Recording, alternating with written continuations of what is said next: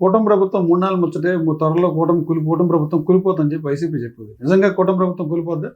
3 నెలలు ముచ్చటేనంటారు? ఇప్పటికే పార్టీల మధ్య వైసీపీ జనసేన టీడీపీ మధ్య క్లాష్ మొదలైంది. గ్రౌండ్ లెవెల్లో వ్యతిరేకత భావం మొదలైందంటారు. నిజంగా ఆ పరిస్థితి అంటారు? జనసేన బీజేపీకు టీడీపీకి జనసేన ఎక్కడ కూడా క్లాషెస్ అనేవి లేవు.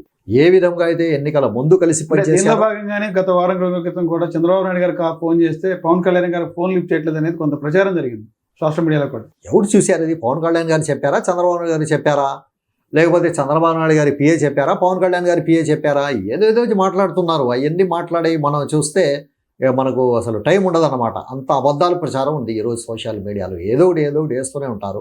ఏది కూడా అఫీషియల్ కాక మనం నమ్మలేము, మాట్లాడలేము. ఇది కూడా అఫీషియల్ తెలిస్తేనే మనం మాట్లాడాలి. 3 పార్టీల మధ్య సమన్వయం ఉందంటారు? 100% ఉందండి. ఇప్పుడు చూడండి, ఎమ్మెల్సీ ఎలక్షన్ జరుగుతుంది. తెలుగుదేశం, బీజేపీ, జనసేన 3 పార్టీలు కలిసే పనిచేస్తున్నాయి. ఉమ్మడి అభ్యర్థి ఆయన ఆలపాటి రాజా గారు.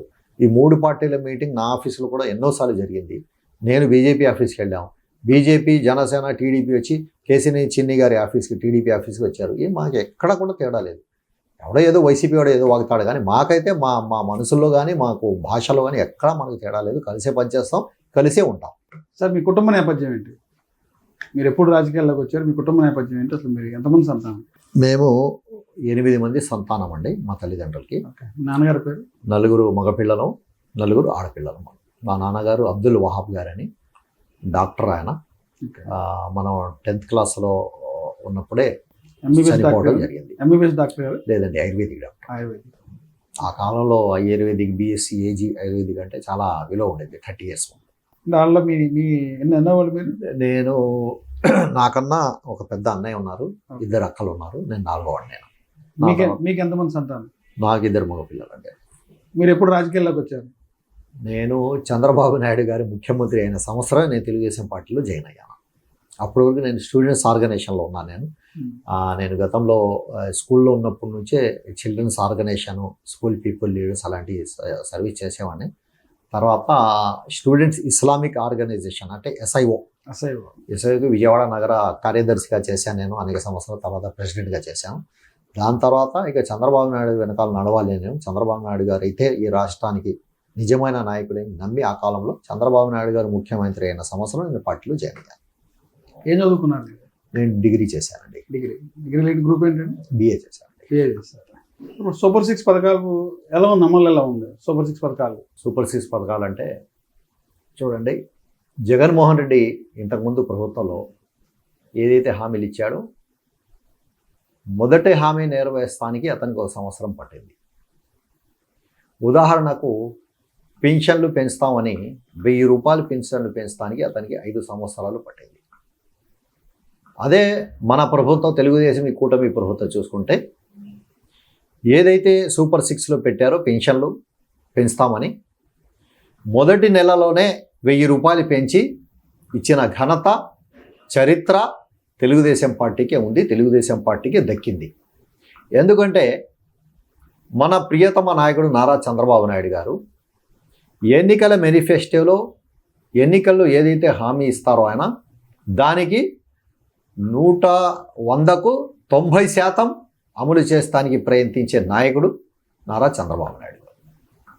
వైఎస్ఆర్సీపీ ప్రభుత్వానికి 1000 రూపాయలు పెన్షన్ పెంచడానికి 5 సంవత్సరాలు పెడితే మనకు కేవలం ఒకే 1 నెల, అధికారంలో వచ్చిన మొదటి నెలలోనే పెండింగ్ ఉన్న ఏదైతే మనం హామీ ఇచ్చామో ఆ 2 నెలలది కూడా 1000 రూపాయలు పెంచి పెన్షన్లు ఇవ్వడం జరిగింది. ఇది చంద్రబాబు నాయుడు గారికి ప్రజల పట్ల ఉన్న నిబద్ధత, ప్రజల పట్ల ఉన్న కమిట్మెంట్. అలాగే దీపం పథకం, ఫ్రీ సిలిండర్లు అవి కూడా బ్రహ్మాండంగా ప్రజలకు చేరవేస్తున్నాం. ప్రజలు చాలా మహిళలు అయితే చాలా హ్యాపీగా ఉన్నారు. అంటే దీపం పథకంలో కొంతమందికి వస్తే కొంతమంది అట్లేదు, 100లో 10 మందికే వస్తుంది, మిగతా వాళ్ళంతా గాలిలో ఉన్నారు, పేరుకే ప్రచారం చేశారు తప్ప దీపం పథకం అంత సక్సెస్ కాలేదంటారు.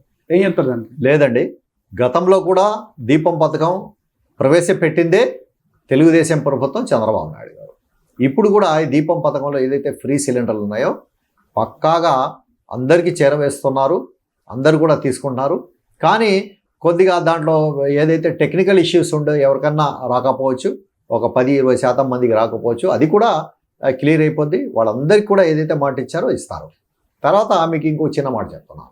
మన ప్రభుత్వం వచ్చిన 2-3 నెలలకి ఏదైతే పేద విద్యార్థులు చదువుకోవటానికి 15,000 రూపాయలు ఇస్తామని హామీ ఇచ్చామో, ఆ 15,000 రూపాయలు ఇంట్లో ఒక విద్యార్థి అయితే ఒకరు, ఇద్దరు ఉంటే ఇద్దరు, ముగ్గురు ఉంటే ముగ్గురు ఇస్తామని చంద్రబాబు నాయుడు గారు హామీ ఇచ్చారు. కూటమి ప్రభుత్వం హామీ ఇచ్చింది మేనిఫెస్టోలో. మన ప్రభుత్వం వచ్చిన 2 నెలలకే చంద్రబాబు నాయుడు గారు చెప్పినట్టు ఒక విద్యార్థికే 15,000, ఇద్దరు ముగ్గురు అయితే ఇవ్వరని ఈ వైసీపీ వాళ్ళు సోషల్ మీడియా ద్వారా బ్రహ్మాండంగా ప్రచారం చేశారు.